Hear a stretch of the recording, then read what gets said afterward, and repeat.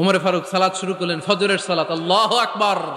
In the meantime Abu Lulu এই খঞ্জর নিয়ে উমরে ফারুকের বুকের মধ্যে 3টা স্টেবিং করলেন। একটা মারলেন নাভির নিচে, মারার সাথে সাথে পাকস্থলী কেটে গেল। আরেকটা মারলেন পাজরে, পাজর ছিঁড়ে গেল। 3টা মারার পরে উমরে ফারুক বললেন, কাতালানি আল কালব, এক কুকুর আমাকে মেরে ফেলেছে। পেছন থেকে এক সাহাবীকে টান মেরে সামনের দিকে নিয়ে গেলেন, তুমি নামাজের ইমামতি করাও। আর ওমরে ফারুককে বাকিরা ধরাধরি করে পেছনে নিতে আরম্ভ করলেন। আর এই আত্মাই আক্রমণ যে করেছে, সে কাতারের মাঝখান দিয়ে যেতে আরম্ভ করলো আর 2 দিকে ছুরি মারতে আরম্ভ করলো। 13 জন সাহাবীর গায়ে ছুরি মেরেছে, 7 জন সাহাবা স্পট ডেথ, জায়গায় মৃত্যু। এই ভয়ঙ্কর অবস্থা দেখে এক সাহাবী বুরনুস, এক ধরনের জুব্বা আছে মাথাওয়ালা, অনেকে জ্যাকেট পরছেন না এরকম মাথাওয়ালা, লম্বা জুব্বা আছে আরবরা শীতে পরে মাথাওয়ালা, এই মাথাওয়ালা জুব্বা বের করে এক সাহাবী জালের মতো তার দিকে উড়ায় মারল। ওই বুরনুসের মধ্যে পেঁচিয়ে আবু লুলু মাটিতে পড়ে গেল আর সুইসাইড করে ফেলল, নিজের বুকে নিজে মেরে আত্মহত্যা। যেই সাহাবীকে ইমামতির জন্য দাঁড় করালেন, উনি ছোট্ট সূরা দিয়ে প্রথম রাকাতে সূরা আল কাউসার, দ্বিতীয় রাকাতে সূরাতুল ইখলাস দিয়ে নামাজ শেষ। উমরে ফারুক বেহুশ। উমরে ফারুক কি? হ্যাঁ, বেহুশ। সবাই কান্নাকাটি করতেছে, সবাই দেখতে গেলেন, এখন হুঁশ ফিরে না। মুখের মধ্যে, মুখ খুলে রাষ্ট্রের চিকিৎসক মুখের মধ্যে দুধ দিলেন, ওই নাভি দিয়ে দুধ বের হয়ে যায়, পাকস্থলী কেটে ওখান দিয়ে দুধ বের হয়ে যাচ্ছে। তারা বললো ওনারে বাঁচানো সম্ভব না, দেখেন হুঁশ ফিরে কিনা। হুঁশ ফিরলে ওনার পরে কে আমির হবে, উনি যেন প্যানেল ঠিক করে দিয়ে যায়। সবাই তাকিয়েছে ওমরে ফারুকের চোখের দিকে। আল্লাহর মেহেরবানিতে ঘন্টা খানিক পরে উনি চোখ খুললেন। চোখ খোলার পরেই বলেন নাই, ও মা আমি মরে যাই। চোখ খোলার পরে উনি বলেন নাই, কে মারলো আমারে। চোখ খোলার পরে উনি বলেন নাই, আমার পরে নেতা কে হবে। চোখ খোলার পরে সর্বপ্রথম কথাটি ছিল, আসল্লান নাস, আমার নেতৃত্বে যে ফজরের নামাজটা শুরু হয়েছিল এটাকে ঠিক মতো তোরা পড়েছিলি? আমার নেতৃত্বে যে ফজরের জামাত শুরু হয়েছিল সেটা ঠিকঠাক মতো সমাপ্ত হয়েছিল কিনা আগে বল। আসল্লান নাস, নামাজটা হয়েছে কিনা বল। সুবহানাল্লাহ বলতে পারলেন না? This is Umar, hour super hero. নেতা অনেকগুলো লাগে না, এরকম নেতা একটাই যথেষ্ট যে গোটা বিশ্বকে কাঁপায় দিতে পারে। চিল্লায় বলো ঠিক কিনা। বিশ্বনবী মক্কায় বসে বসে তাহাজ্জুদের সালাত পড়ে আল্লাহর কাছে দোয়া করলেন, আল্লাহ আল্লাহুম্মা আইজ্জাল ইসলাম বিআহাব্বির রাজুলাইনি ইলাইক। ও আল্লাহ, 2 জন লোকের নাম বলবো, 2 জনের দরকার নেই, এই 2 জনের একজনকে আপনি ইসলামের সুশীতল ছায়া তলে এনে ইসলামকে বিজয় দান করে দেন। মুহূর্তের মধ্যে দোয়াটা কবুল করে নিয়েছে কে? বিশ্বনবী বললেন, আল্লাহ 2 জনের নাম বলবো আজকের দোয়ায়। আবি জাহাল ইবনে হিশাম, হয়তো হিশামের বেটা আবু জাহেলকে আপনি ইসলামের ভিতরে নিয়ে আসেন, কিংবা ওমর ইবনুল খাত্তাব, খাত্তাবের বেটা ওমরকে আপনি ইসলামের ছায়া তলে নিয়ে আসেন। ওমরে ফারুকের জন্য দোয়াটা কবুল করে নিয়েছে কে? মক্কার যে অবস্থা, আল্লাহর হাবিব সাল্লাল্লাহু আলাইহি ওয়াসাল্লাম বুঝলেন মক্কার এই 2 জনের একজন যদি আমার সাথে না থাকে তাহলে মক্কায় দাওয়াতি কাজ চালিয়ে যাওয়া যাবে। আল্লাহরে বললেন, আল্লাহ বেশি চাই না, এই 2 জনের একজন, হয় আবু জাহেল নয় ওমর, হয় আবু জাহেল নয় ওমর। বিশ্বনবী যখন দোয়া করলেন, এই দোয়ার একটা ইমানি ধাক্কা, নুরানি ধাক্কা সাইয়েদনা ওমরে ফারুকের হৃদয়কে স্পর্শ করে ফেলল। দোয়া ইজ লাইক এ মিসাইল। এই যে আমরা দোয়া করি, এটা মিসাইলের মতো। যুদ্ধে মিসাইল হামলা করে না? মিসাইল হামলা করার পরে এই মিসাইল লক্ষ্য বস্তুতে যে ভেদ করে, ঠিক কিনা? তেমনি দোয়ার মতো যদি আপনি দোয়া করতে পারেন, আপনি যেই জন্য দোয়া করেছেন ঠিক ওই জায়গায় যে আপনার দোয়া স্পর্শ করে। সুবহানাল্লাহ পড়বেন না? বিশ্বনবীর দোয়ার মাধ্যমে প্রথমে সাইয়েদনা ওমর ফারুকের হৃদয়ে এক ধাক্কা লাগলো। 2 নম্বরে রব্বুল আলামিন সূরাতুল হাক্কা দিয়ে ওমর ফারুকের হৃদয়ের মধ্যে দিলেন এক ধাক্কা। পড়েন আল্লাহু আকবার। কোরআনের ভেতরে সূরাতুল হাক্কা নামে একটা সূরা আছে না নাই? আল হাক্কাতু মাল হাক্কা ওয়া মা আদরাকা মাল হাক্কা। পড়েন আল্লাহু আকবার।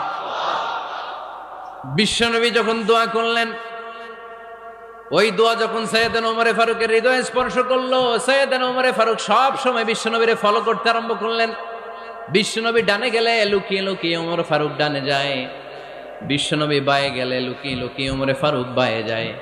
বিশ্বনবী একবার মসজিদুল হারামে যে নামাজ পড়তে শুরু করলেন, ওমর ফারুক তখন বিশ্বনবীর পিছু পিছু ছদ্মবেশে পেছন থেকে যে বিশ্বনবী কিভাবে নামাজ পড়ে দেখতে শুরু করলেন। বিশ্বনবী ইন দা মিন টাইম এশারা নামাজে আল হাক্কাতুমাল হাক্কা তেলাওয়াত শুরু করে দিলেন। আল হাক্কাতুমাল হাক্কা তেলাওয়াত শুরু করে দিলেন। তেলাওয়াত করতে করতে বিশ্বনবী যখন তেলাওয়াত করতেছে, ওমর ফারুক এরকম দুলতেছে আর মজা পাচ্ছে। ওমিয়া বিশ্বনবীর কণ্ঠ বুঝি আমার মতো কণ্ঠ, আপনার মতো কণ্ঠ, আহমদ বিন ইউসুফের কণ্ঠ, আব্দুল বাসিতের কণ্ঠ না। বিশ্বনবীর গলায় যে কি সুরের ঝংকার আল্লাহ দিয়েছেন, কি সুরের লহরী আল্লাহ দিয়েছেন, একবার যে শুনতো পাগল হয়ে যেত। আল্লাহু আকবার। বিশ্বনবী সূরা হাক্কা মন্ত্রমুগ্ধ তেলাওয়াতে, মন্ত্রমুগ্ধ সুর দিয়ে, মন্ত্রমুগ্ধ কণ্ঠ দিয়ে তেলাওয়াত করতে লাগলেন। এশার সালাতে ওমর ফারুক দুলতে লাগলেন। ওমর ফারুক যত শুনেন অবাক হয়ে যায়, যত শুনেন অবাক হয়ে যায়, যতই শুনে অবাক। কিরে? কারণ তিনি আরবি ভাষা বুঝতেন। এত সুন্দর শব্দের গাঁথুনি, এত প্রাঞ্জল বর্ণনা, এত সুন্দর অন্তমিল, এটা কবিতা না হয়ে পারে না। উনি মনে মনে ভাবলেন এটা মনে হয় কবিতা। It might be poem, it could be poem. Muhammad মনে হয় কবি হয়ে গেছে, তার কাব্য প্রতিভা দিয়ে সে এটা বানিয়েছে। তা না হলে এত সুন্দর কথা, এটা কবিতা না হয়ে পারে। ইন দ্য মিন টাইম বিশ্বনবী কিন্তু দেখতেছে না যে পেছনে ওমর। বিশ্বনবী তেলাওয়াত করছিলেন। ইন দ্য মিন টাইম বিশ্বনবী পড়ছিলেন ওমা হুয়া বিকাউলি শাইরিন কলিলাম মা তুমিনুন। এই আয়াতের অর্থ হলো এটা কোনো কবির কথা নয়, খুব অল্প সংখ্যক লোকই তোমরা ঈমান আনো। সুবহানাল্লাহ পড়ে। এটাকে বলে কোইন্সিডেন্ট। কোইন্সিডেন্ট হুট করে অনেক সময় মিলে যায়, যায় কি যায় না। আপনি একজনের কথা ভাবতেছেন ভাবতেছেন, বাজারে গেলেন, বাজারে যেই দেখেন ওই লোকটা দাঁড়ায় আছে, এরকম হয় কি হয় না? কোইন্সিডেন্ট। ওমর ফারুক মনে মনে যেটা ভাবতেছে ওই কথা দিয়ে বিশ্বনবী তেলাওয়াত করতেছে। আল্লাহু আকবার। বিশ্বনবী যে আয়াত তেলাওয়াত করছিলেন, আয়াতের অর্থ হলো এটা কোনো কবির বানানো কবিতা না, খুব অল্প সংখ্যক লোকই তোমরা ঈমান আনো। ওমর ফারুক আটকে উঠলেন, থমকে দাঁড়ালেন। ঘটনা কি? আমি মনে মনে ভাবলাম, কি এত সুন্দর কথা, এটা তো মানুষের কথা হতে পারে না, এটা নিশ্চয়ই কবিতা, কবির কথা। কিন্তু মুহাম্মদ এখন আবার পড়তেছে ওমা হুয়া বিকাউলি শাইর, এটা কোনো শায়েরের, কবির কথা নয়। কলিলাম মা তুমিনুন, অল্পই তোমরা ঈমান আনো। তার মানে আমার মনে যা চলে মুহাম্মদ এটা টের পায়। মুহাম্মদ গণক। নাউজুবিল্লাহ পড়বেন না? মুহাম্মদ অনেক বড় মাপের একজন গণক। মানুষের হৃদয়ে কি চলে, মনে মনে কি ভাবে, মুহাম্মদ না দেখেও বলে দিতে পারে। ইন দা মিন টাইম বিশ্বনবী পরের আয়াতে পড়লেন ওয়ালা বিকাউলি কাহিনিন কলিলাম মা তাযাক্কারুন। এই আয়াতের অর্থ হলো এটা কোনো গণকের বানানো গণনা নয়, খুব অল্প সংখ্যক লোকই তোমরা উপদেশ হিসেবে এটাকে মানো। সুবহানাল্লাহ পড়েন। এবার আর ওমর ফারুকের সহ্য হয় না, কি আজীব তামাশা। প্রথমে মনে করলাম কবিতা, মোহাম্মদ কয় কবি না, সে কবি না, এটা কবিতা না। তারপর ভাবলাম সে গণক, সে আয়াত পরে পরে বলে দিল এটা গণনা নয়, তাহলে এটা কি? এটা কি কবিতাও না, গণনাও না, তাহলে এটা কি? বিশ্বনবী তখন বললেন তানজিলুম মির রাব্বিল আলামিন। সুবহানাল্লাহ পড়েন। পরের আয়াত ছিল তানজিলুম মির রাব্বিল আলামিন। এটা দুনিয়ার কোনো কবির বানানো কবিতা না, এটা কোনো গণকের গণনা না, এটা কোনো সাহিত্যিকের বানানো সাহিত্য নয়, এটা মহাবিশ্বের পরিচালক রব্বুল আলামিনের কাছ থেকে পাঠানো কিতাব কোরআন। সূরা হাক্কার ধাক্কায় ওমর ফারুক কাইত। প্রথমে ধাক্কাটা লাগলো যে দোয়া। বিশ্বনবী তাহাজ্জুদে কেঁদে দোয়া করলেন, আল্লাহ হয় আবু জাহেলের দিবা নাইলে ওমরের দিবা। ওই দোয়া ওমর ফারুকের হৃদয়ে ছোঁয়া লেগেছে। এরপরে হাক্কা, সূরাতুল হাক্কা দিয়ে দিলে এক ধাক্কা। এই ধাক্কা খেয়ে উথাল পাথাল হৃদয়ের মধ্যে, হায় রে এ কি বাণী, এ কেমন কথা, কে মুহাম্মদ? তারপরও শয়তানের ওয়াসওয়াসা আছে না নাই? আল্লাহ বলে যতই ওয়াসওয়াসা ওমরকে দেয়া হোক, আমি ওমরে ফারুককে এই মুসলিম উম্মাতের সেনাপতি বানিয়ে ছাড়বো, আমি সেনাপতি বানাবো। এবার 3 নাম্বার ডোজ। ডাক্তারের কাছে গেলে প্রথমে দেখবেন সিম্পল ডোজ দেয়, নরমাল ওষুধ, এটাতে কাজ না হলে ডোজ বাড়ায়, একেবারে কাজ না হলে অ্যান্টিবায়োটিক মারে, আছে না নাই? আল্লাহ প্রথমে দোয়ার ছোঁয়া লাগালেন, তারপর সূরা হাক্কা দিয়ে ধাক্কা মারলেন, এরপরে রব্বুল আলামিন বলেন এবার 3 নাম্বার ডোজ সূরা তহা দিয়ে আমি তোমার হৃদয়টারে উজালা বানায় দেব রে ওমর। শয়তান ওদিক দিয়ে ওয়াসওয়াসা, খেলা দুই দিক থেকে চলতেছে। আল্লাহ তাআলা হেদায়েতের রাস্তায় টানছে, শয়তান জাহান্নামের দিকে টানছে। ঘোষণা দেয়া হলো মক্কায়, মুহাম্মাদের মাথা কেটে এনে দিলে এত এত স্বর্ণ মুদ্রা দেয়া হবে।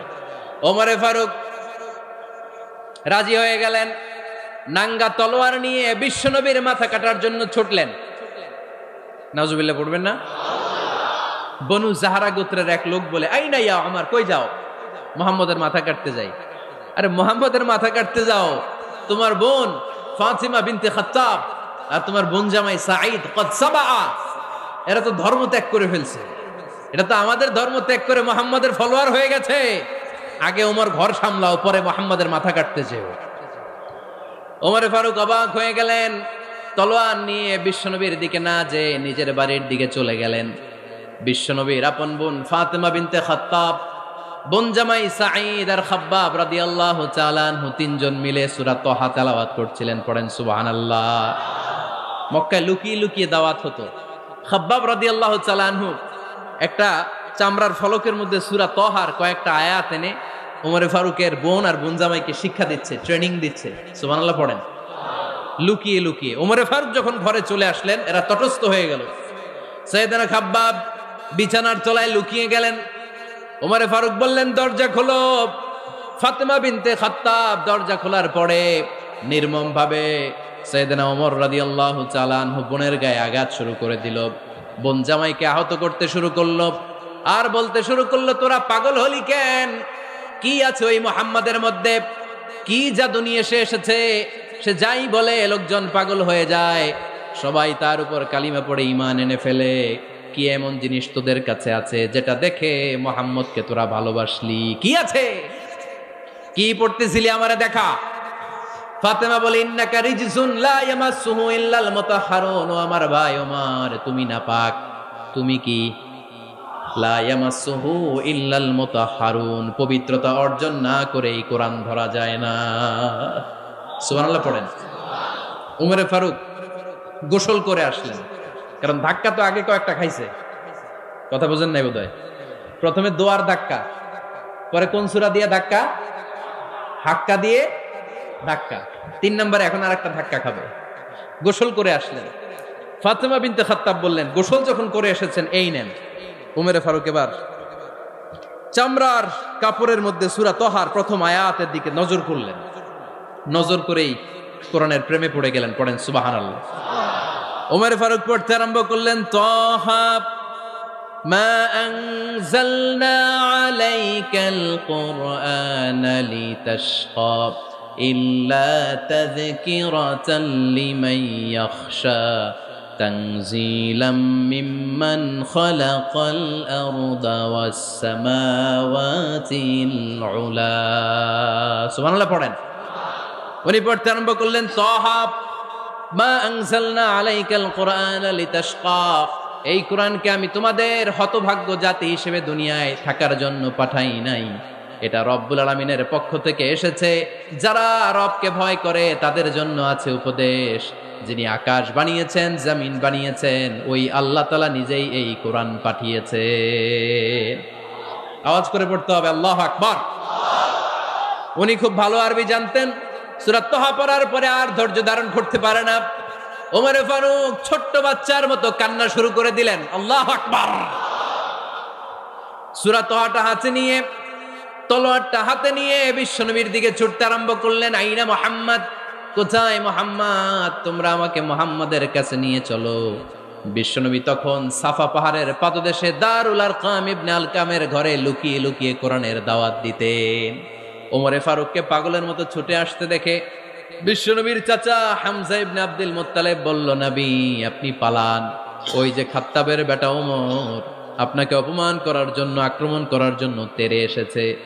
সাহাবীরা বললেন, নবী আপনি পালিয়ে যান, আমরা সামাল দেব। বিশ্বনবী বললেন, না আমি পালাবো না, বরং তোমরা সরে যাও। ওমর ইবনুল খাত্তাবকে আমার দরবার পর্যন্ত আসতে দাও। আমার তো মনে হচ্ছে ওই যে তাহাজ্জুদের নামাজ শেষে চোখের পানি ছেড়ে যে আমি আল্লাহর কাছে দোয়া করেছি, আজকে আমার ওই দোয়াটা কবুল হতে শুরু করেছে। আমার তো মনে হচ্ছে আমার ওই দোয়া কবুল হবে, আসতে দাও। ওমরে ফারুক এসে বললেন, আশহাদু আল্লা ইলাহা ইল্লাল্লাহ ওয়া আশহাদু আন্না মুহাম্মাদান আবদুহু ওয়া রাসূলুহু। আমি সাক্ষ্য দিলাম আল্লাহ ছাড়া কোনো ইলাহা নাই, নিশ্চয় আপনি আল্লাহর প্রেরিত বান্দা এবং রাসূল। পড়েন সুবহানাল্লাহ। ওমরে ফারুক যখন কালিমা শাহাদা পড়ে মুসলমান হয়ে বিশ্বনবীর হাতে হাত রাখলেন, মুসলিম সাহাবীদের মধ্যে খুশি আর আনন্দের বন্যা বয়ে গেল। মুসলিম হাতে গোনা সাহাবারা আল্লাহর প্রশংসা করলেন। বিশ্বনবী সাইয়েদনা ওমরে ফারুককে জড়িয়ে ধরলেন। ওমরে ফারুক এবার বিশ্বনবীরে বললেন, নবী গো, আলাসনা আলাল হক, আমরা কি সত্যের উপরে আছি নাকি আমরা ভুলের উপরে আছি? বিশ্বনবী বললেন, বালা নাহনু আলাল হক, আমরাই সত্যের উপরে আছি। সুবহানাল্লাহ পড়েন। আলাসনা আলাল হক, নবী আমরা কি সত্যের উপরে নাই? হ্যাঁ অবশ্যই ওমর, তুমি সত্যের উপরে আছো। ওমরে ফারুক বললেন, তাহলে ফাফিমাল ইখতিফা, তাহলে লুকায় লুকায় আর দাওয়াত দেব কেন? আমি তো কালিমা পড়ে ফেলছি, আসেন আমার সাথে বের হই। ফাফিমাল ইখতিফা, আর লুকায় লুকায় কেন? আসেন আমরা বাইরে বের হই। বিশ্বনবী বললেন, ওমর এটা মাক্কি জীবন, এখানে আমরা একটু গোপনে গোপনে দাওয়াত দিতে চাই। ওমরে ফারুক বলে, না, আমার দায়িত্ব, আমি একটা মিছিল দিতে চাই নবী। আল্লাহর নামের তাকবীর দিতে দিতে দারুল আরকাম থেকে শুরু করে মসজিদুল হারাম পর্যন্ত একটা মিছিল দিয়ে আমি মক্কা কাঁপাইয়া দেব। অনুমতি দেন। বিশ্বনবী দিতে চান। ওমর ফারুক অনেক বোঝানোর পরে স্বল্প পরিসরের একটা অনুমোদন পাওয়া গেল বিশ্বনবী সাল্লাল্লাহু আলাইহি ওয়াসাল্লামের কাছ থেকে। কিন্তু মিছিল যে দিবে, মিছিলের জন্য লোকের দরকার আছে না নাই? এখানে লোক নাই, আমি একাই মিছিল দিতেছি। এটা জমবে, মিছিল জমবে। খুঁজে উনি 11 জন মুসলিম সাহাবা পেলেন। কয়জন? ওমরে ফারুক বললেন, 11 জনই সই। এই 11 জন নিয়েই আমি আল্লাহর নামের তাকবীর দিব। 2 লাইন করলেন। কয় লাইন? 2 লাইন। পেছনে 6 জন, আর এই লাইনের নেতা বানালেন বিশ্বনবীর চাচা হামজাকে রাদিয়াল্লাহু তাআলা আনহু। আর সামনে 5 জন, তার আগে দাঁড়ালেন উনি নিজেই। তাহলে 6 6 12। বললেন, এই 2 লাইনই আমরা তাকবীর দিতে দিতে, বেশি না, এই দারুল আরকামের ঘর থেকে, আপনারা জানেন যে সাফা মারোয়া এখন যে সাই হয়, এই সাফার পাদদেশে ছিল দারুল আরকামের ঘর। উনি বললেন, এখান থেকে ওই যে কাবার গিলাফ দেখা যায়, কাবার গিলাফ পর্যন্ত আমরা এই তাকবীর নিয়ে ওখানে যাব। সুবহানাল্লাহ পড়বেন না? ওখানে উনি দাঁড়িয়ে ছোট্ট একটা ভাষণ দিয়েছিলেন। উনি বলেছিলেন, মান আরাদা আন তাসকুলা উম্মু ওয়া ইয়াতামা ওয়ালাদু ওয়া তারমিলা যাওজাতুহু ফালিয়াসুদ্দানি। খেয়াল করে শুনেন, কান দুইটা খরগোশের কানের মতো খাড়া করেন। উনি এক বাক্যের একটা ভাষণ দিলেন। ভাষণ দিতে জানলে বড় ভাষণ দেয়া লাগে না। এক বাক্যের ভাষণ দিয়ে গোটা বিশ্বকে ঝাঁকুনি মারা যায়। চিল্লায় বলো ঠিক কিনা? ওমরে ফারুক এক বাক্যের একটা ছোট্ট ভাষণ দিলেন। মান আরাদা আন তাসকুলা উম্মু, কে আছো মায়ের এই মক্কায়, কে আছো মায়ের বুক খালি করতে চাও? ইয়াতামা ওয়ালাদু, কে আছো বাচ্চাগুলারে, নিজের সন্তানগুলোরে ইয়াতিম বানাতে চাও? কে আছো তারমিলা যাওজাতুহু, নিজের স্ত্রীকে বিধবা বানাতে চাও? ফালিয়া সুদ্দানি, বুকের পাটা থাকলে আমি ওমর রে থামাও। ফালিয়া সুদ্দানি, দেখি মক্কায় কার এত বড় বুকের পাটা। কে আছো মায়ের বুক খালি করতে চাও, সন্তান রে এতিম বানাতে চাও, স্ত্রীকে বিধবা বানাতে চাও? ফালিয়া সুদ্দানি, পারলে আমারে ঠেকাও। এই বলে উনি আল্লাহু আকবার, আল্লাহু আকবার, আল্লাহু আকবার বলে স্লোগান শুরু করে দিলেন। এক এক স্লোগানে মক্কার মরুজমিন থারথার করে কাঁপতে আরম্ভ করলো। এই মিছিল মক্কার কেউ দেয় নাই। মিছিলের আওয়াজ শুনে আবু জাহেল বাইরিস, উতবা বাইরিস, শাইবা, ওয়ালিদ ইবনে মুগীরা সব বের হয়েছে। কিরে, আমার এলাকায় এত বড় স্লোগান, কার এত সাহস? বের হয়ে দেখে মিছিলের সামনে ওমর। ওমর রে দেখে দিছে এক দৌড়। কারণ ওমরে ফারুককে থামানোর মতো বাপের বেটা মক্কায় দ্বিতীয়টা কেউ ছিল না। আওয়াজ করে বলেন ঠিক কিনা? ওমরে ফারুক আল্লাহু আকবার, আল্লাহু আকবার বলে স্লোগান দিতে দিতে মসজিদুল হারামের ভেতরে ঢুকে গেল। কাবার গিলাফ ধরার পরে সেদিন মিছিল থেমেছে। ওই আল্লাহর নামের স্লোগান সেদিন কেউ থামাতে পারে নাই, কিয়ামত পর্যন্ত কেউ থামাতে পারবে না। চিল্লায় বলো ঠিক কিনা? ওই রকম একটা ওমরের দরকার, আমাদের বেশি চাই না। জোরে বলেন ঠিক কিনা?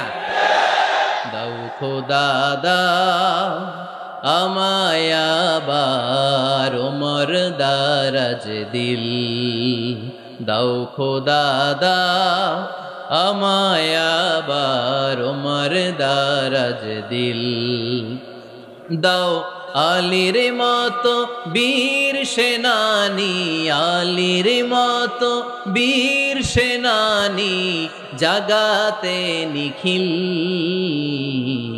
দাও খোদা দাও আমায় আবার ওমর দারাজ দিল। সুবহানাল্লাহ পড়েন। একটা ওমর লাগবে, চিল্লায় বলেন কয়টা? ওই ওমরের অপেক্ষায় বাংলাদেশ সহ গোটা মুসলিম উম্মাহ, ঠিক কি না? একটা ওমরই যথেষ্ট। আমাদের সেন্ট্রাল লিডারশিপ নাই তো, আমাদেরকে এদিকে লাথি মারলে আমরা ওইদিকে যাই, ওদিক থেকে গুতা মারলে আমরা এদিকে যাই। আমাদের রিপ্রেজেন্টেটিভ, আমাদের প্রতিনিধিত্ব করার মতো কোনো কেন্দ্রীয় লিডারশিপ নেতৃবৃন্দ গোটা বিশ্বে নাই, ঠিক কি না? আমরা সেই ওমরে ফারুকের অপেক্ষায়, আমরা সেই ইমাম আল মাহাদির অপেক্ষায়। এই ওমরে ফারুক আমাদের মডেল, ঠিক কি না? থার্ড ইন পজিশন এই পুরা উম্মতের মধ্যে ওনার পজিশন নাম্বার 3। 1 নাম্বার পজিশন বিশ্বনবীর, কার? 2 নাম্বার পজিশন কার? আবু বকর। 3 নাম্বার পজিশন কার? ওমরে ফারুকের। বিশ্বনবী বলতেন লা নবিয়্যা বা'দি, লা নবিয়্যা বা'দি, আমার পরে কোনো নবী নাই। ওয়ালা রাসূলা, আমার পরে কোনো রাসূলও নাই। আমার নবীর পরে আর কোনো নবী আছে? আমার নবীর পরে আর কোনো রাসূল আছে? এই যে কাদিয়ানি যে একটা সম্প্রদায় আছে, এরা কি মুসলিম নাকি অমুসলিম? মুসলিম সম্প্রদায়ের সাথে এদের কোনো সম্পর্ক নাই, চিল্লায় বলেন ঠিক কি না? এরা যদি মুসলমান হতে চায়, আমার নবী দ্য লাস্ট মেসেঞ্জার বিশ্বনবীকে খাতামুন নবী হিসেবে সংবাদ সম্মেলন করে গোটা বিশ্বকে জানায় দিতে হবে, তারপরে তাদেরকে আমরা মুসলিম হিসেবে স্বীকৃতি দিব, চিল্লায় বলেন ঠিক কি না? তা না হলে তারা কোন ধর্মের এটাকে জানায় দিতে হবে। No inferiority complex, no identity crisis. Identity ক্রাইসিসে থাকা যাবে না, আপনারা কোন ধর্মের এটা জানায় দেন। আপনারা বিশ্বনবীরও শেষ নবী মানবেন না, আবার মুসলিম বলেও নিজেদেরকে ট্যাগ লাগাতে চাইবেন। সাধারণ মুসলমানরা এটা এই ধোঁকাবাজি মানে না, চিল্লায় বলেন ঠিক কি না? আমার নবীর পরে কোনো নবী নাই, আমার রাসূলের পরে কোনো রাসূল নাই, ঠিক কি না? আল্লাহর হাবিব বলতেন লাউ কানা বা'দি নাবিয়্যুন লাকানা উমর, তবে আমার পরে যদি নবী হওয়ার যোগ্যতা কারো থাকে, আমার ওমরের ওই যোগ্যতা আছে। সুবহানাল্লাহ পড়েন। প্রভু তুমি বলেছো রাসূল দেবে না, বলনি দেবে না ওমর, বলনি দেবে না হামজা তারি, খালিদ বিজয় সম, তুমি বলেছো রাসূল দেবে না। সুবহানাল্লাহ পড়েন। এজন্য আমরা একটা ওমর চাই। কয়টা? বেশি লাগবে? নেতার মতো নেতা কয়টা লাগে? জোরে বলেন কয়টা? Enough, that's enough. ওমরে ফারুক আওয়ার সুপার হিরো। ওনার সাথে বিশ্বনবী সাল্লাল্লাহু আলাইহি ওয়াসাল্লামের মুসাহারার সম্পর্ক ছিল। ওমরে ফারুক যে বিশ্বনবীর শ্বশুর, এটা অনেকে জানেই না। ওমরে ফারুক রাদিয়াল্লাহু তাআলা আনহু বিশ্বনবীর শ্বশুর ছিলেন, এটা আজকে নতুন শুনছেন। কে কে হাত তোলেন? দেখছেন হুজুর? সঠিক বলছি না আমি? অনেকে আমরা জানি না। মাশাআল্লাহ, জানতে লজ্জা নাই, শিখতে লজ্জা নাই। লজ্জা হচ্ছে অজ্ঞতায় আর মূর্খতায়, ঠিক কি না? আমরা শিখতে রাজি আছি। যে কথা বলে আমরা তার ছাত্র। আমার আগে হুজুর কথা বলতেছিলেন, আমরা ছিলাম ছাত্র। এখন আমি কথা বলতেছি, এখন আমরা সবাই হয়ে গেছি ছাত্র, ঠিক কি না? যিনি বলেন তিনি শিক্ষক, বাকিরা আমরা ছাত্র, ঠিক কি না? 4 খলিফার 2 খলিফা, ইসলামের 4 খলিফার 2 খলিফা বিশ্বনবীর মেয়ের জামাই, আর বাকি 2 খলিফা বিশ্বনবীর শ্বশুর। সুবহানাল্লাহ পড়েন। সাইয়েদনা আলী রাদিয়াল্লাহু তাআলা আনহু, সাইয়েদনা উসমান যুন নূরাইন বিশ্বনবীর মেয়ের জামাই। উসমান রাদিয়াল্লাহু তাআলা আনহুর কাছে বিশ্বনবী 2 মেয়েকে বিয়ে দিয়েছিলেন। একজন মারা যাওয়ার পরে আরেকজন। বিশ্বনবী বলেছেন এরপরে আরেকটা থাকলে ওইটারও বিয়ে দিতাম। সুবহানাল্লাহ পড়বেন না? 2 জন ছিল মেয়ের জামাই আর 2 জন ছিল শ্বশুর। সাইয়েদনা আবু বকর শ্বশুর, বিশ্বনবীর স্ত্রী আম্মাজান আয়েশা রাদিয়াল্লাহু তাআলা আনহার বাবা। বিশ্বনবীর স্ত্রী আম্মাজান হাফসা রাদিয়াল্লাহু তাআলা আনহার বাবা ছিল সাইয়েদনা ওমরে ফারুক। চিল্লায় পড়েন আল্লাহু আকবার। জান্নাতুন পজিশন না, সাইয়্যিদু কুহুলিল জান্নাহ। জান্নাতে যত নারীরা যাবে, নারীদের সর্দারিনী হবে সাইয়্যিদাতুনা ফাতেমা রাদিয়াল্লাহু তাআলা আনহা। এই ফরিদপুরের যত ইয়াং স্টাররা, তোমরা যারা জান্নাতে যাবে, তোমাদের লিডার হবে সাইয়েদনা হাসান আর হুসাইন রাদিয়াল্লাহু তাআলা আনহুমা। আর বয়স্ক মুরব্বীরা যারা জান্নাতে ঢুকবেন, আপনাদের লিডার হবে সাইয়েদনা আবু বকর আর সাইয়েদনা ওমর ফারুক রাদিয়াল্লাহু তাআলা আনহু। সুবহানাল্লাহ পড়তে পারলেন না? ওমর ফারুক এটা সাধারণ কোনো ক্যারেক্টারিস্টিক্স নয়, ওনাকে আল্লাহ তাআলা নলেজও দিয়েছেন, আবার দিনদারিও দিয়েছেন। আমার দিনী ভাইয়েরা খেয়াল রাখবেন, কোনো আলেমের মধ্যে বা কোনো নেতার মধ্যে যদি এই দুইটার সমন্বয় আপনি পান, যে তার জ্ঞানও আছে আবার দিনদারিও আছে, he belongs the knowledge and he belongs the তাকওয়া, সে গোটা বিশ্বকে জয় করে ফেলবে, ঠিক কিনা? যার মধ্যে জ্ঞান আছে, যার মধ্যে তাকওয়া আছে, তারে কেউ থামায় রাখতে পারে? ওমরে ফারুককে এই দুই নেয়ামত দিয়ে ধন্য করেছে কে? সহিহ বুখারীর বর্ণনা, বিশ্বনবী সাহাবীদের সামনে একটা স্বপ্নের কথা বলছেন। বিশ্বনবী বললেন, আমি স্বপ্নে দেখলাম আমার আঙ্গুলের ফাঁকা থেকে দুধ বের হচ্ছে, আমি তৃপ্তি সহকারে দুধ খেলাম। খাওয়ার পরে দেখলাম আঙ্গুলের মধ্যে একটু দুধ লেগে আছে। আমার আঙ্গুলে অতিরিক্ত লেগে থাকা দুধটা আমি ওমরে ফারুকের মুখের মধ্যে লাগিয়ে দিলাম। সাহাবারা বললেন, ইয়া রাসূলুল্লাহ, ইয়া হাবিবাল্লাহ, মাযা আওয়ালতা বিহি, এই স্বপ্নের আপনি কি ব্যাখ্যা করলেন, আমরা তো বুঝলাম না। বিশ্বনবী বললেন, আওয়ালতু বিহি আল ইলম, আমি এই দুধ দিয়ে জ্ঞানের ব্যাখ্যা করেছি, কারণ ওমরকে আল্লাহ যেই জ্ঞান দিয়েছে গোটা বিশ্বের কাউকে এত জ্ঞান দেয় না। এজন্য স্বপ্নে যদি কেউ দেখেন যে আপনি দুধ খাচ্ছেন, তার মানে আল্লাহ তাআলা আপনার জ্ঞান বাড়ায় দিবে। ওমরে ফারুককে দুধ খেয়ে অতিরিক্ত দুধের অংশটা বিশ্বনবী আবু বকর রাদিয়াল্লাহু তাআলা আনহুর মুখে দেন নাই, সাইয়েদনা উসমানের মুখে দেন নাই, আলী রাদিয়াল্লাহু তাআলা আনহুর মুখে দেন নাই। স্বপ্নে ওই অতিরিক্ত লেগে থাকা দুধটা বিশ্বনবী ওমরে ফারুকের ঠোঁটের মধ্যে লাগিয়ে দিয়েছেন। এই হাদিস থেকে প্রমাণ হয় আল্লাহ তাআলা জ্ঞানের নেয়ামতে সাইয়েদনা ওমরে ফারুককে ধন্য করেছেন। আবার বুখারীর বর্ণনা, বিশ্বনবী সাল্লাল্লাহু আলাইহি ওয়াসাল্লাম আরেকটা স্বপ্নের বর্ণনা দিচ্ছেন। তিনি বললেন, তোমাদের সবাইকে স্বপ্নে আমার সামনে দাঁড় করানো হলো। আমি দেখলাম তোমাদের কারো জুব্বা নাভি পর্যন্ত, কারো জুব্বা হাঁটু পর্যন্ত, কারো জুব্বা টাকনু পর্যন্ত। ওমরে ফারুককে যখন স্বপ্নে আমার সামনে দাঁড় করিয়ে দেয়া হলো, আমি দেখলাম ওমরের জুব্বা এত লম্বা, ওমর টেনে হিচড়ে তার জুব্বা নিয়ে সামনে হেঁটে যাচ্ছে। সাহাবারা বললেন, ফামাযা আওয়ালতা বিহি ইয়া রাসূলুল্লাহ, ও আল্লাহর রাসূল, এই স্বপ্ন দিয়ে আপনি কি বুঝাতে চাইলেন, আমরা কিছু বুঝলাম না। বিশ্বনবী বললেন, আউয়ালতু বিহি আদ-দীন, আমি এই হাদিসের দ্বারা দিনের ব্যাখ্যা করলাম, যার জামা যত লম্বা তার দিনদারি তত বেশি। সুবহানাল্লাহ, আসতে পড়েন। স্বপ্নে দেখলেন কোন সাহাবীর জুব্বা নাভি, কোন সাহাবীরটা হাঁটু, কারোটা টাকনু, কিন্তু ওমরে ফারুকের জুব্বা এত লম্বা, ইয়াজুরু সাওবাহু, তিনি তার জুব্বা টেনে হিচড়ে যাচ্ছেন। বিশ্বনবী বললেন, এটা দ্বারা আমি দিন, আমি তাকওয়া, দিনদারি, তাকওয়া, এটার ব্যাখ্যা করেছি। তার মানে ওমরে ফারুকের তাকওয়ার সামনে সব তাকওয়া পানি হয়ে যাবে। কোন সুবহানাল্লাহ। আল্লাহ তাআলা সাইয়েদনা ওমরে ফারুককে দিনের জ্ঞান দিয়েছেন, তাকওয়া দিয়েছেন।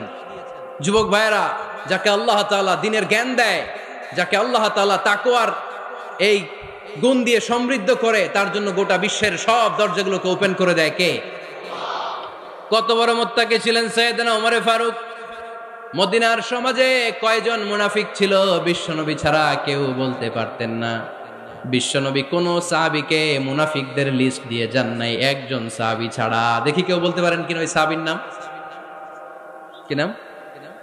হুযায়ফা ইবনুল ইয়ামান রাদিয়াল্লাহু তাআলা আনহু। উনাকে বলা হতো সাহিবু সিররি রাসূলিল্লাহ, আল্লাহ রাসূল সাল্লাল্লাহু আলাইহি ওয়াসাল্লামের গোপন তথ্যের ধারক বাহক।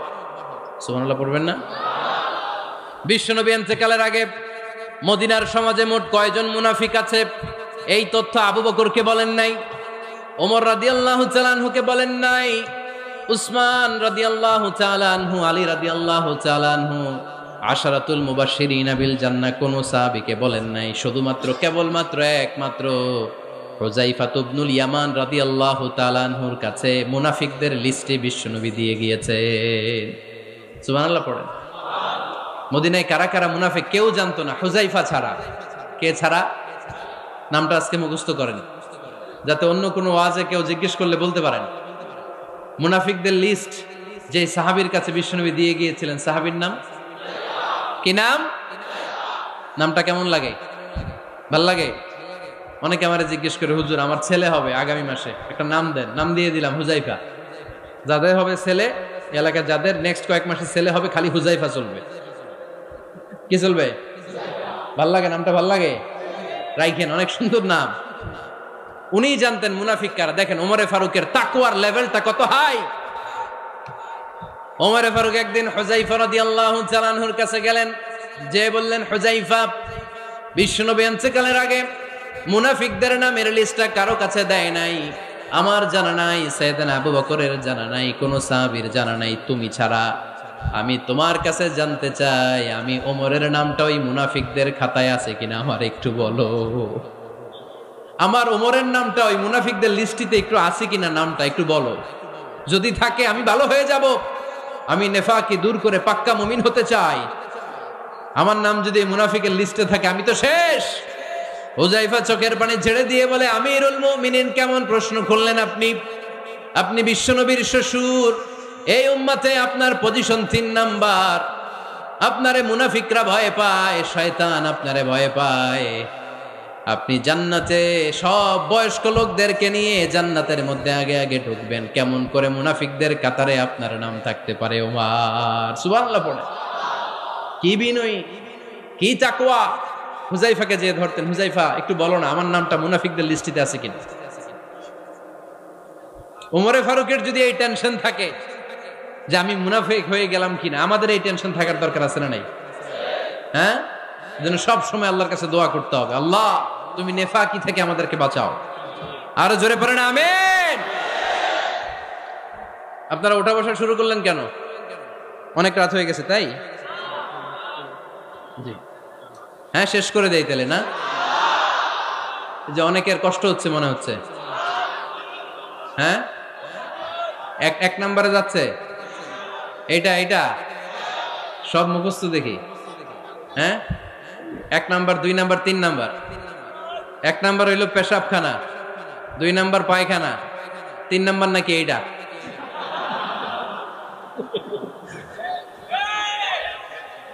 আছে না নাই? না। সিগারেট কোন মুসলমান খেতে পারে? সিগারেট হয় টোবাকো প্ল্যান্টস থেকে, তামাক পাতা। ফরিদপুরে চাষ হয় নাকি? হয়। কোন থানায় হয় বেশি? হ্যাঁ, তামাক ক্ষেত যারা দেখছেন, কোনো বেড়া লাগানো লাগে? কেন? ছাগলেও মুখ দেয় না। তো যেটা ছাগলে খায় না, এটা কোনো মুমিন বান্দা খাইতে পারে? তো খান কেন এগুলো, এই পচা জিনিস?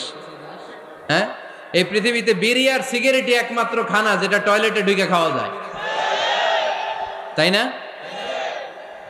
পৃথিবীতে সিগারেট আর বিড়ি একমাত্র খাবার। রাগ করবেন না, যারা খান রাগ করেন না। আবার একটু কমন সেন্সটা কাজে লাগানোর জন্য, চিন্তার জন্য বলতেছি। এটাই পৃথিবীর একমাত্র খাবার যেই খাবারের গায়ে এই খাবারের বদনাম লেখা থাকে, স্মোকিং কজেস ক্যান্সার। ধূমপান কর্কট রোগের কারণ, ধূমপান স্বাস্থ্যের পক্ষে ক্ষতিকারক লেখা থাকে না? আচ্ছা ধরেন ফরিদপুরে একটা কোম্পানি নতুন চানাচুর বের করছে, ওই চানাচুরের গায়ে লেখা, এই চানাচুর খাওয়ার 1 ঘন্টার মধ্যে বমি শুরু হবে আর ডায়রিয়া হবে। খাবেন? কি কইবেন? তুই খা। দোকানদারে কি কইবেন? তুই খা, তোর বমি হোক, তোর 14 গোষ্ঠীর ডায়রিয়া হোক, আমি টাকা দিয়ে এগুলো কিনবো না, ঠিক কি না? কারণ এই প্রোডাক্টের গায়ে এই প্রোডাক্টের বদনাম লেখা, এটা আমরা কিনবো কেন? কিন্তু সিগারেটের উপরে সিগারেটের বদনাম লেখা থাকার পরও আমরা খাই, টয়লেটে বসে খাই। এটার মধ্যে একটা পয়জন আছে, এটাকে বলে স্লো পয়জন, নিকোটিন। এটা আপনার লাং, ফুসফুসকে শেষ করে দিবে। Slow poison. সিগারেট খাওয়া অনেকটা আত্মহত্যা শামিল। বিষ খেলে সাথে সাথে মরে, সিগারেট খেলে ধুকে ধুকে মরে। আর সিগারেট থেকে হিরোইন, গাঁজা, ফেন্সিডিল, ইয়াবা, মেরিজুয়ানার পথে মানুষ পথ বাড়ায়, পা বাড়ায়, তাই না? এগুলো খাবেন না। ওয়ালা তুলকু আইদিকুম ইলা তাহলুকা, নিজে নিজেকে স্বেচ্ছায় ধ্বংসের দিকে ঠেলে দিও না। জীবনটা অনেক সুন্দর, জীবনটা অনেক রঙিন, আল্লাহর দেয় জীবনটাকে উপভোগ করার দরকার আছে না নাই? এই জন্য সিগারেটকে এই ফরিদপুরের প্রোগ্রাম থেকে আমরা আজকে নো বলে দিলাম। কি বলে দিব? আওয়াজ করে সবাইকে আমরা সবাই একসাথে বলবো, সিগারেটকে কি বললাম? মনে থাকবে না? মাহফিলের প্যান্ডেল থেকে বাইর হয়ে আবার ইয়েস, হ্যাঁ না, ইয়েস করা যাবে না। সিগারেটকে কি বললাম? নো। ওমরে ফারুক রাদিয়াল্লাহু তাআলা আনহু আমাদের সুপার হিরো, আমাদের সবাই বলেন আমাদের, উনি কত বড় সুপার হিরো শুনেন। উনি জুমার খুতবা দিচ্ছেন, কি দিচ্ছেন? মসজিদে নববীতে। খুতবার মাঝখানে হঠাৎ বললেন, ইয়া সারিয়াতাল জাবাল, ইয়া সারিয়াত ইবনে জানিমিল জাবাল। এই কথা বলেই আবার খুতবা দিতে শুরু করলেন। উনার এই ইয়া সারিয়াত ইবনে জানিমিল জাবালের সাথে আগের কথারও কোনো মিল নাই, পরের কথারও কোনো মিল নাই। জুমার নামাজের পর মুসল্লি সাহাবারা ধরলেন, বললেন, ইয়া আমিরাল মুমিনিন। খুতবার মাঝখানে হঠাৎ করে ইয়া সারিয়াত ইবনে জালিমিল জাবাল বলে আপনি চিৎকার করলেন কেন? আপনার এই বাক্যের সাথে আপনার খুতবার আগের বাক্যের কোনো মিল নাই, আপনার খুতবার পরের বাক্যেরও কোনো মিল নাই। এই কথা আপনি কারে বললেন, কারে উদ্দেশ্য করে বললেন? এই কথার তাৎপর্য কি আমাদেরকে বুঝিয়ে বলেন। ওমরে ফারুক বললেন, আমি যখন খুতবা দিচ্ছি আমি দেখতে পেলাম ওই যে কয়েক মাস আগে আমি আমার মুসলিম সেনাবাহিনী পারস্যে আক্রমণের জন্য পাঠিয়েছি, বর্তমান ইরানের ওই বিশাল এলাকাতে পারস্যে আমি আমার ব্যাটালিয়ন পাঠিয়েছি। আমি হঠাৎ করে দেখতে পেলাম আমার মুসলিম বাহিনীর সেনাপতি যুদ্ধের এক পর্যায়ে তার ডানে আছে উপত্যকা, বায়ে আছে পাহাড়, সে পাহাড়ি রাস্তা ছেড়ে দিয়ে উপত্যকার দিকে যেতে শুরু করেছে। আমি দেখতে পেলাম আমার মুসলিম বাহিনী যদি উপত্যকার দিকে ছুটে বেড়ায়, কাফির মুশরিকরা আমার মুসলিম বাহিনীকে কচুকাটা করে ফেলবে। তাই আমি এখান থেকে তাদেরকে কমান্ড দিয়ে বলেছি, ইয়া সারিয়াতাল জাবাল, উপত্যকার দিকে নয় পাহাড়ের দিকে যাও, তাহলেই তোমাদের বিজয় নিশ্চিত হয়ে যাবে। উপত্যকার দিকে যেও না, ইলাল জাবাল, ইলা সারিয়াতিল জাবাল, পাহাড়ের দিকে ছোট। সাহাবারা অবাক, ঘটনা কি? উনি বসে আছেন মদিনায় মসজিদে নববীর মিম্বারে দাঁড়িয়ে, উনি যদি ইয়া সারিয়াতাল জাবাল বলে, এটা কি ইরানে যাবে নাকি? ও মিয়া, তখনকার সময়ে বর্তমানের মতো মোবাইল ছিল নাকি? ইন্টারনেট ছিল নাকি? কিছু ছিল? খালি মুখে আমি যদি বলি ইয়া সারিয়াতাল জাবাল, এটা ইরানে যাবে, ইন্ডিয়ায় যাবে, ঢাকায় তো যাবে না, ফরিদপুর শহরেই তো বসবে না, ঠিক কিনা? কিন্তু এটা আমিরুল মুমিনিন বিশ্বাসী সাহাবারা বিশ্বাস করে নিল। কিছু মুনাফিক ছিল, এরা কয় না ঝামেলাস, এটা তো সম্ভব না। এক কাজ করি, এই সেনাপতি যখন বিজয়ী বেশে মদিনায় ফিরে আসবে আর আমরা ধরব। এরা দিন গুনতে লাগলো, এই সেনাপতি মুসলিম বাহিনী নিয়ে পারস্য জয় করে কবে ফিরে আসবে। এই মুনাফিকের দলগুলো কখনো সেনাবাহিনীকে অভ্যর্থনা জানাতে যেত না, কিন্তু এইবার সবার আগে মদিনার উপকণ্ঠে যে সেনাপতিদেরকে অভ্যর্থনা জানানোর জন্য ফুল নিয়ে রেডি, ফুল নিয়ে দাঁড়ায়।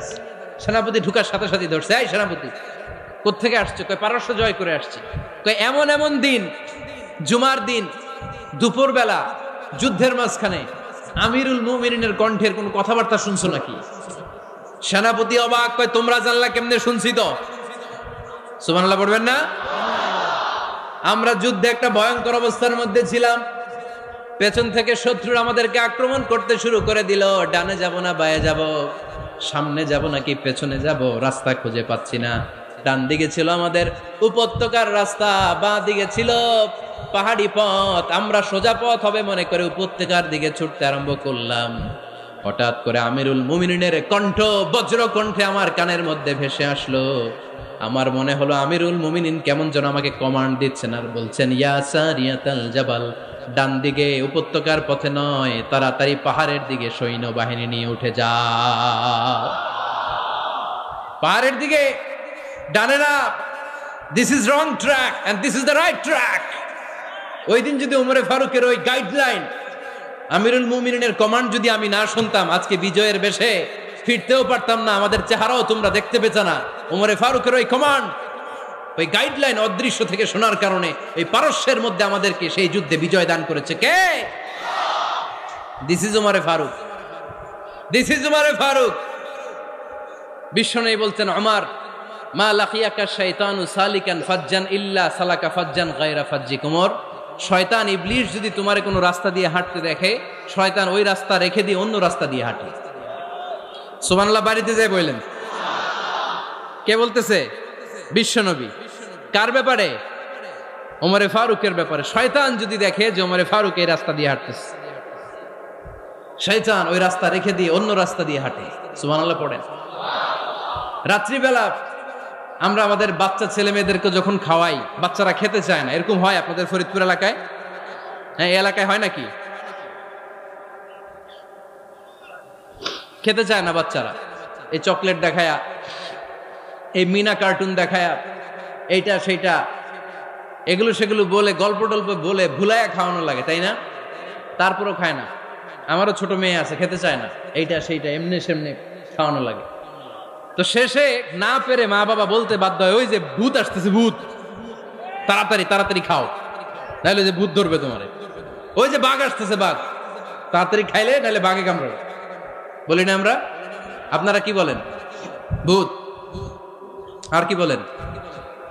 হ্যাঁ হ্যাঁ, আচ্ছা, এক এক জায়গায় এক একটা আমরা বলি, ভূত আসবে, বাঘ খাবে, ভাল্লুক খাবে, তাড়াতাড়ি খাও। মদিনাতে যখন ওমরে ফারুক আমিরুল মুমিনিন, মদিনার মায়েরাও বাচ্চাদেরকে খাওয়াতে পারতো না, ছোট্ট মেয়েদেরকে খাওয়াতে পারতো না, খাওয়া নিয়ে যন্ত্রণা করতো। বাচ্চারা যখন মদিনায় খেতে চাইতো না রাত্রি বেলায়, মদিনার মায়েরা বলতো তাড়াতাড়ি খাও, হা হুয়া ইয়াতি উমর, হা হুয়া ইয়াতি উমর, তাড়াতাড়ি খা, নাইলে ওই যে ওমর আসতেছে, Omar. This is our superhero সাইয়েদনা ওমর ফারুক রাদিয়াল্লাহু তাআলা আনহু। শুধু শয়তানি ভয় পেত না, মুনাফিকরাও ভয় পাইতো, জমের মতো ভয়। শুধু তাই না, আমাদের আম্মাজান বিষ্ণু ইসা ইসলামের স্ত্রীরাও ওমর ফারুককে ভয় পেতেন। সুবহানাল্লাহ কইবেন না? মাঝে মাঝে বিষ্ণু ইসা ইসলামের সাথে আম্মাজান আয়েশার ঝগড়া হতো, হতো না? আপনাদের ফ্যামিলিতে ঝগড়া হয়? হয় না? হয় না? কার কার দেখি? ওরে আল্লাহ, অনেক আল্লাহর ওলি আছে তো এই জায়গায়। ঝগড়া হয় না? কি কথা কয়, ঝগড়া হয় না বলে?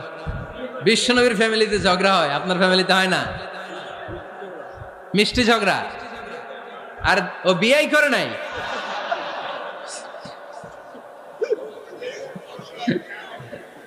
ঝগড়া তো হবেই। দাম্পত্য জীবনের মজাটাই তো এখানে, কখনো ঝগড়া, কখনো আনন্দ, একটু বৃষ্টি, একটু রোদ, একটু হাসি, একটু কান্না, ভালো লাগা, ভালোবাসা শেয়ার করে নেয়া, মিলেমিশে একাকার হয়ে যাওয়া, ঠিক কিনা? তো আল্লাহর হাবিব সাল্লাল্লাহু আলাইহি ওয়াসাল্লামের সাথে আম্মাজান আয়েশার ঝগড়া হতো। তো একদিন ঝগড়া হয়ে দুইজন রেগে আছে। খবরদার, দুইজন রেগে থাকবেন না আবার। একজন রাগলে আরেকজন থেমে যাবেন, কারণ এই ছোট্ট ঝগড়া থেকে এটা অনেক সময় বিচ্ছেদের দিকে গড়ায়।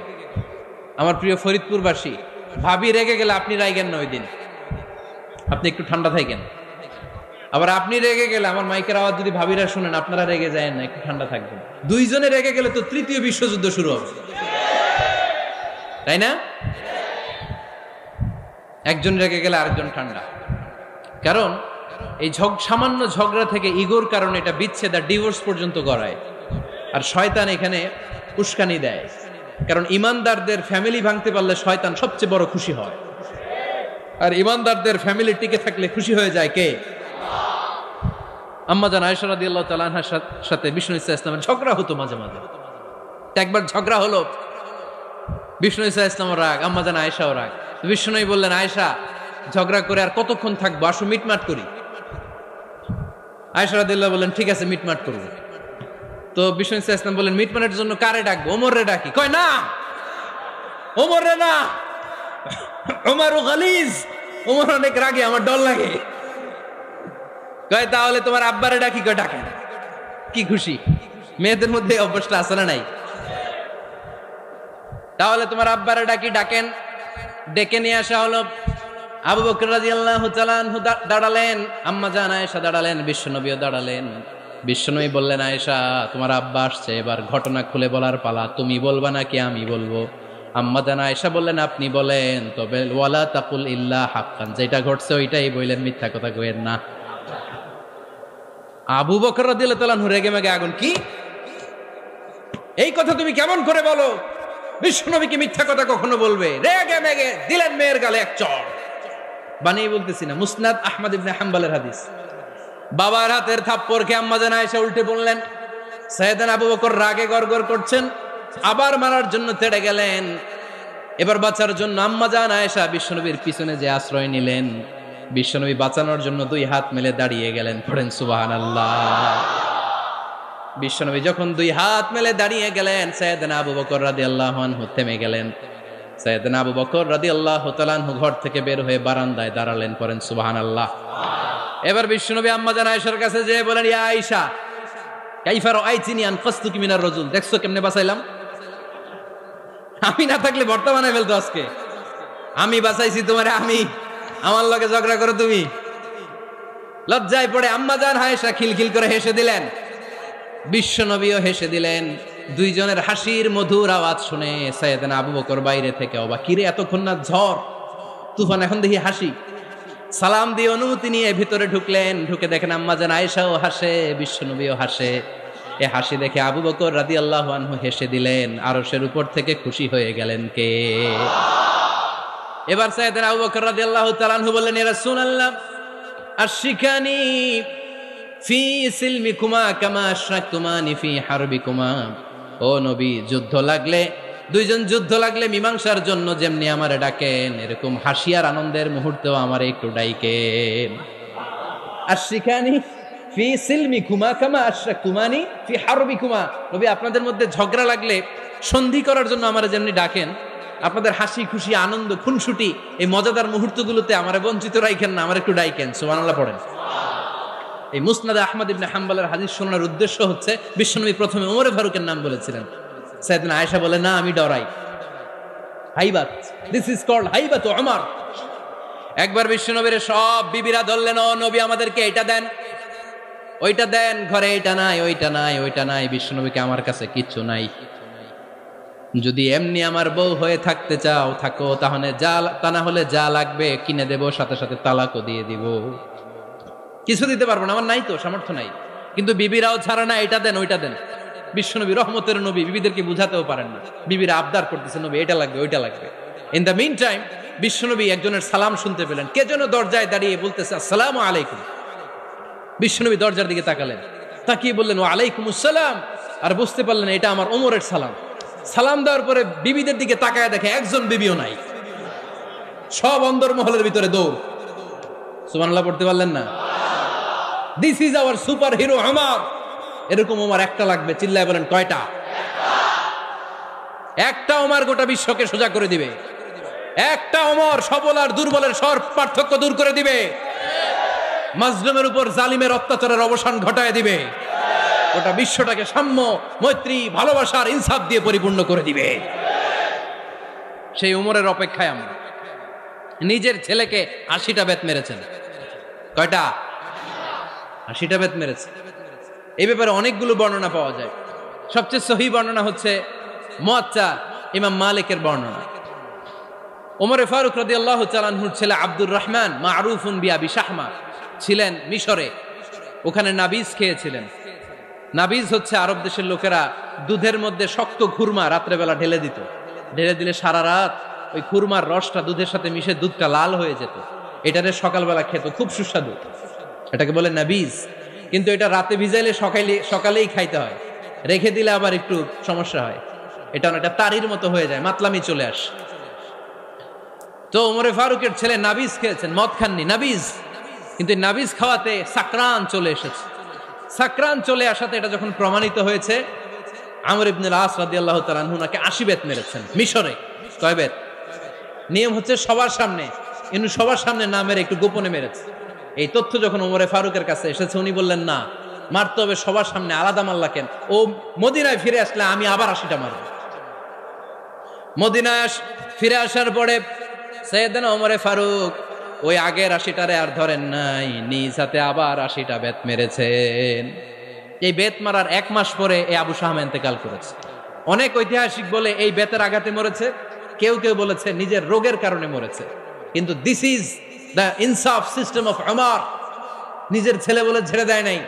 এখন নিজের ছেলে হইলে 7 খুন মাফ, নেতার ছেলে হইলে 10 খুন মাফ, এলাকার মোড়লের ছেলে হইলে 10 খুন মাফ। নো পার্সিয়ালিটি ইন ইসলাম। ইসলামে পার্সিয়ালিটি নাই। আপনি নেতার ছেলে হন, আপনি বিজনেস ম্যাগনেটের ছেলে হন, আপনি যেই হন না কেন, ইসলামের দৃষ্টিতে সবাই সমান। চিল্লায় বলেন ঠিক কিনা? বনু মখজুমিয়া গোত্রের এক নারী চুরিতে ধরা পড়ল। সাহাবারা বললেন, নবী, মদিনার সবচেয়ে ভেরি প্রেস্টিজিয়াস এন্ড ডিগনিফাইড ফ্যামিলির মেয়ে, আপনি হাত কাটেন না, কারণ ইসলামের নিয়ম চুরি করলে কি কেটে দাও। বিশ্বনবী বললেন, বলো কি, হাত না কাটার জন্য তোমরা আমাকে রেকমেন্ড করছো? এটা আল্লাহর আইন, পৃথিবীর কেউ রেকমেন্ড করলো শোনার ক্ষমতা আমার নাই, কারণ আইনটা দিয়েছে কে? লাউ কানাত ফাতিমাতু বিনতি মুহাম্মাদিন সারাকাত লাকাতা মুহাম্মাদুন ইয়াদাহা। আরে বনু মাকসুমিয়া মেয়ে তো দূরের কথা, আমার কলিজার টুকরা ফাতেমাও যদি আজ চুরিতে ধরা পড়তো, তার হাত কেটে দিতে আমি 1 মিনিটও দেরি করতাম না। দিস ইজ ইসলাম। এই হচ্ছে ওমরে ফারুকের মানাকিব। এরকম ওমরে ফারুক কয়টা লাগবে? আওয়াজ করে বলতে হবে, কয়টা লাগবে? একটা লাগবে। এই সাইয়েদনা ওমরে ফারুক মদিনার প্রথম চিফ জাস্টিস ছিলেন। সর্বপ্রথম উনার পরামর্শে সাইয়েদনা আবু বকর রাদিয়াল্লাহু তাআলা আনহু কোরআনকে সংকলন করেছেন। আমরা এই যে কোরআন পড়ি 30 পারা, এমদাদিয়া লাইব্রেরির 114টা সূরা, কত সুন্দর সন্নিবেশ করা হয়েছে, এখানে সাজানো হয়েছে। আল্লাহর হাবিব সাল্লাল্লাহু আলাইহি ওয়াসাল্লামের সময় কি এরকম কোরআন ছিল নাকি? ছিল না। খেজুর পাতার মধ্যে, গাছের বাকলের মধ্যে, ওটের বড় হাড্ডির মধ্যে আর পাথরের মধ্যে খোদাই করা কোরআন ছিল। সাইয়েদনা আবু বকরের সময় রাদিয়াল্লাহু তাআলা আনহুর সময় যুদ্ধ হলো, 70 জন হাফেজ সাহাবী ইন্তেকাল করলেন। সাইয়েদনা আবু বকর রাদিয়াল্লাহু তাআলা আনহুকে ডেকে ওমরে ফারুক বললেন, ও আবু বকর, এইভাবে হাফেজে কোরআন সাহাবীরা যদি দুনিয়া থেকে বিদায় হয়ে যায়, আল্লাহর কোরআনও তো বিদায় হয়ে যাবে। আমার পরামর্শ হলো, আপনি সব বয়োজ্যেষ্ঠ সাহাবীদেরকে একসাথে করে কোরআনের সব কাগজগুলোকে একসাথে করে একটা নির্ধারিত কপির মধ্যে কোরআনকে সংকলন করে ফেলেন। সাইয়েদনা আবু বকর বললেন, যেটা আমার নবী করে না, এটা আমি কেমনে করি? কিন্তু ওমরে ফারুক নাছরবান্দা বলে না, এটা করলে কোনো খারাপ হবে না, ভালোই হবে। মুসলিম উম্মার জন্য এক জায়গায় কোরআন সন্নিবেশিত থাকবে, আপনি করেন। সাইয়েদনা আবু বকর রাজি হয় না, ওমরে ফারুকও ছাড়ে না। ওমরে ফারুক বলতে বলতে বলতে বলতে এমন ভাবে সাইয়েদনা আবু বকর রাদিয়াল্লাহু তাআলা আনহুকে ধরলেন, সব শেষে সাইয়েদনা আবু বকর ওমরে ফারুকের কথায় কোরআন সংকলনে রাজি হয়ে গেলেন। পড়েন সুবহানাল্লাহ। উনি বললেন, ওমর যখন আমাকে বারবার বুঝাতে লাগলো, আল্লাহ তাআলা আমার হৃদয়টা ওমরের কথা শোনার জন্য খুলে দিলেন। আল্লাহ তাআলা কেমন যেন আমাকে ইলহাম করলেন, আবু বকর করো, এই কাজের মধ্য দিয়ে আমি আমার কোরআনকে গোটা বিশ্বে জীবিত রেখে দেব। This is Omar. এই যে আমরা হিজরি সনের যে আমরা গণনা করি, এই হিজরি সনের প্রবর্তক হচ্ছে সাইয়েদনা ওমরে ফারুক। সাইয়েদনা ওমরে ফারুক এই হিজরি সনের গণনা শুরু করেছেন। সাহাবারা বলল, আমিরুল মুমিনিন, খ্রিস্টানদের ঈসাই সন আছে, আমাদের মুসলমানদের কোনো সন নাই। আমাদের একটা সন থাকলে আমাদের জিজিয়া নিতে, আমাদের যাকাতের টাকা উত্তোলন করতে অনেক সুবিধা হবে। ওমর ফারুক বললেন, তাহলে কোন সালকে হিজরি, কোন সালকে মুসলিম সাল হিসেবে আমরা ঘোষণা দিতে পারি? একজন বলল, আমার নবী যেই সালে জন্মগ্রহণ করেছেন ওই সালে। ওমর ফারুক বললেন, না, আমার নবীর জন্ম আমাদের জন্য খুশির দিন, কিন্তু এটা আমাদের জন্য প্রেরণা নয়। প্রেরণা নবীর কাজে, ঠিক কিনা? আরো কিছু সাহাবারা বলল, তাহলে যেই সালে আমার নবী ইন্তেকাল করেছে ওইটারে প্রথম সাল ধরেন। ওমর ফারুক বললেন, না, যেদিন তিনি ইন্তেকাল করেছেন এটা আমাদের দুঃখের দিন, এটা আমাদের প্রেরণা নয়। আমাদের প্রেরণা হচ্ছে বিষ্ণুনবীর ত্যাগ, তিতিক্ষা আর কাজের মধ্য দিয়ে। জোরে কোন ঠিক কিনা? ওমর ফারুক বললেন, যেদিন বিশ্বনবী ইসলাম রক্ষায় নিজের মাতৃভূমি ছেড়ে মক্কা থেকে মদিনায় গিয়েছেন, ওই দিনটাকে হিজরি প্রথম দিন ধরে আমরা হিজরি সাল গণনা করে শুরু করে দেব। ওইটাই হচ্ছে হিজরি সন। সেখান থেকে হিজরি সনের প্রবর্তন করেছেন সাইয়েদনা ওমর ফারুক রাদিয়াল্লাহু তাআলা আনহু। এই যে স্টেট গভর্নমেন্ট, এই যে প্রিজন, জেলখানা, ক্যান্টনমেন্ট, সচিবালয়, গণভবন, বঙ্গভবন, মুক্তিযোদ্ধাদের ভাতা, রাষ্ট্রীয় ভাতা, এই সব নিয়ম কানুন সাইয়েদনা ওমর ফারুক তার রাষ্ট্রীয় আমলে তিনি নিজে করেছেন। চিল্লায় পড়েন আল্লাহু আকবার। মুসলমানদের আলাদা কারেন্সি, নিজস্ব মুদ্রা ব্যবস্থা নিজে চালু করেছেন। সৈনিকদের মধ্যে যারা বিবাহিত, প্রতি 6 মাস অন্তর অন্তর 1 মাসের ছুটি কাটাতে তারা ফিরে আসবে, সাইয়েদনা ওমর ফারুক চালু করেছেন। চিল্লায় আওয়াজ করে পড়েন আল্লাহু আকবার। এই যে আমরা 20 রাকাত সালাতুত তারাবি পড়ি রমাদানে, পড়েন না আপনারা? এটা সাইয়েদনা ওমর ফারুক চালু করেছে। সুবহানাল্লাহ পড়তে পারলেন না? কোরআনে মোট 22টা আয়াত আছে যেখানে সাহাবারা ইনডিসিশনে ভুগছিলেন। বিশ্বনবীর মত একটা, ওমর ফারুকের মত আর একটা। এই 22 জায়গায় আল্লাহ তাআলা বিশ্বনবীর মতের পক্ষে আয়াত নাজিল না করে ওমরে ফারুকের মতের পক্ষে করোনার আয়াত নাজিল করেছেন।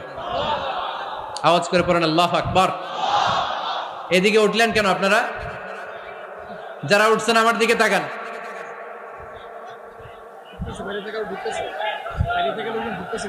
কিছু ভিতরে ঢুকতেছে, কিছু বাইরেতেছে না?